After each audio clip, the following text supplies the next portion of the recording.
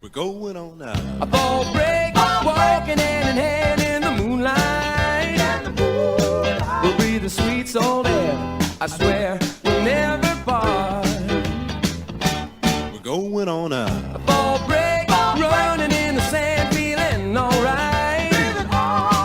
And when you fall into my arms, I'll break into your heart. Hey guys, it is Monday, which means it's time for another video. I just want to say thank you guys for voting on the poll. I could have sworn that American Gothic would have won because when I started the poll, it was like the only one that people were voting on. But then at the last second, not the last second, but a surprising win was Cannibal Apocalypse. Actually got this from one of the first Kino sales that I did for $10. And this won the poll a couple times, and it wasn't even remotely close to winning like any of those times. So I was surprised that this actually beat American Gothic. And I'm pretty sure if I do put American Gothic on the poll like next time, it probably will win.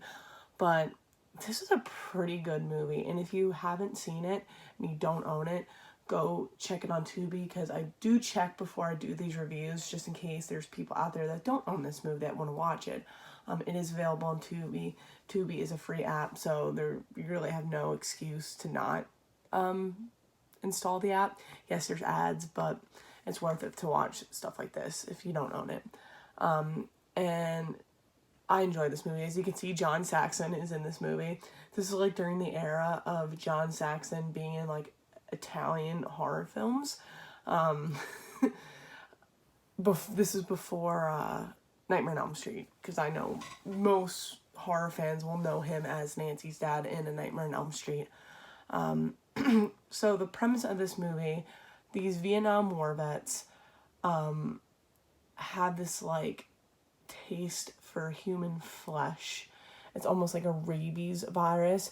If they bite somebody and that person lives, that person ends up carrying this virus with them as well. So you see these characters, and there's really not many deaths in this, but it's still a captivating movie. I wouldn't even say it's really a slow burn either. At times it was kind of slow, but it's like a good kind of slow. And I also saw one of the characters in this, played by Giovanni Lombardo, or DJ.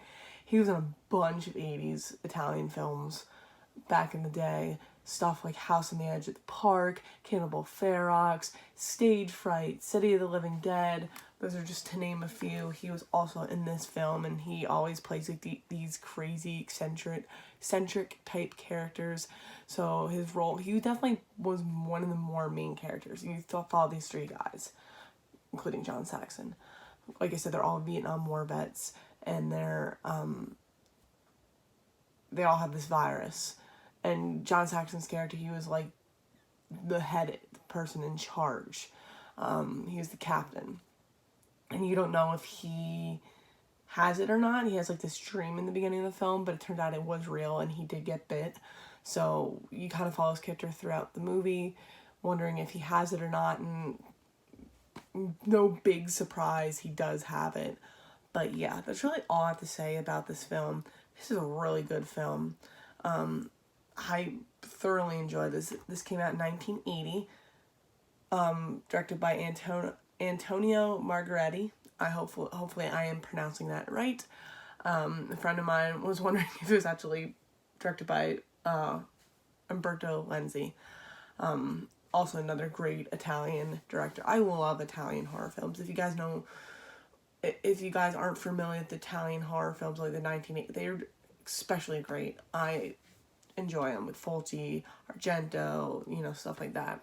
But this is definitely one to